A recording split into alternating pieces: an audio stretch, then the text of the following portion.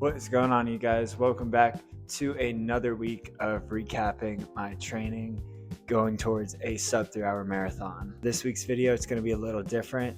Going to be getting into some more of the details of my training and breaking that down as we go.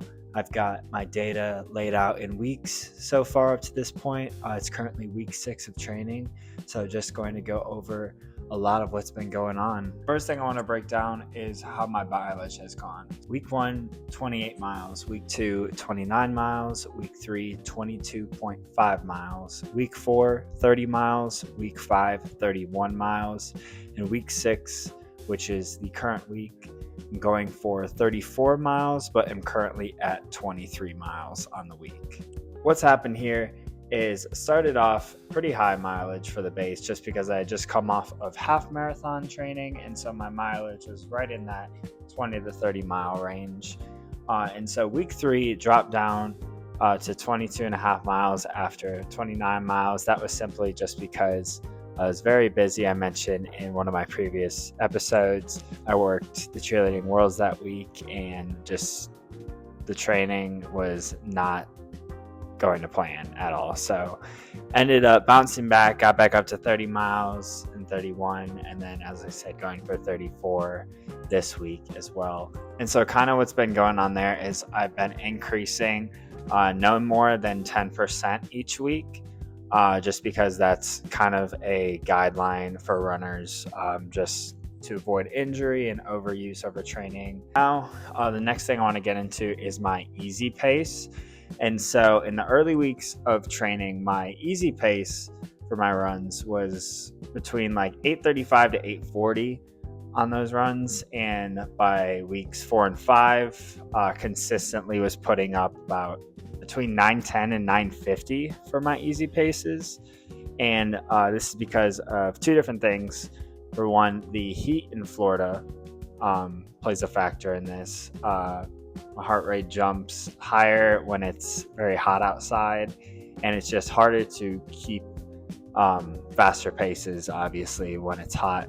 And also because I've purposely been slowing down my easy runs because I've been going too fast and definitely don't want to burn out on this insanely long training block that I have. Got to play the long game with this one. Don't want to rush anything by any means. Next, I'm going to get into the speed workouts and how those have progressed over these past several weeks. So started speed training on week 2, and that workout was 2 miles at a 7:45 pace. Week 3 was 3 by 1 mile intervals at 7:45. Week 4 was 2 by 1 mile intervals at 7:35 to 7:40 minutes per mile, and followed by 4 by 400 meter intervals at 6:50 to 7 minutes per mile. And week 5 was 3 by 1 mile intervals at 7:35 to 7:40. This week was 4 by 1 mile intervals at 7:30 to 7:35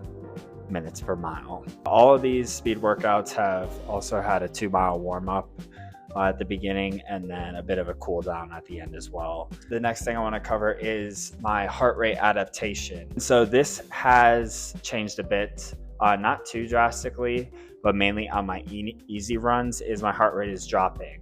Going a bit slower on my easy runs has helped with that. Also, in turn, helped with my recovery and not feeling so sluggish the next day. On my early easy runs in April, my heart rate was between 147 and 159 beats per minute. My recent easy runs are between 131 and 145 beats per minute. As of right now, like I said, 34 miles this week, 10% increase in the mileage each week to avoid injury, and also taking some deload weeks and rest weeks. Kind of like in week 3, that wasn't intentional, but that's kind of like what a deload or rest week would look like, just dropping the mileage a bit, and then the next week after that, picking it back up. As I get into higher mileage though, the deload weeks will be followed by not jumping or increasing mileage from the previous weeks, but kind of building back up to where the previous week was and then increasing then on. And so what is next? The next big thing that I have on my schedule is a time trial 5K.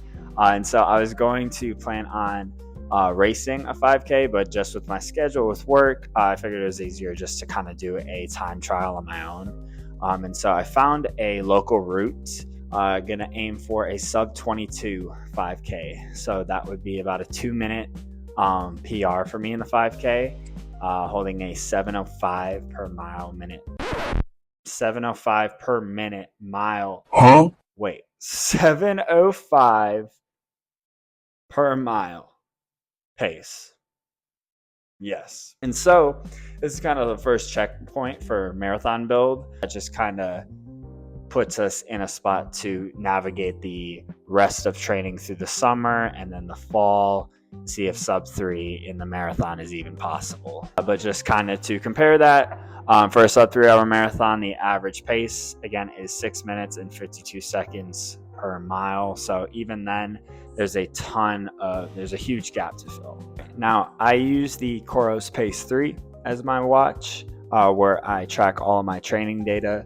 And Coros has an app as well that you can track your data on. And on the app, it has a training load section that gives you a number based on your training load each week. And it also gives you a suggested range for where your load should be for that week.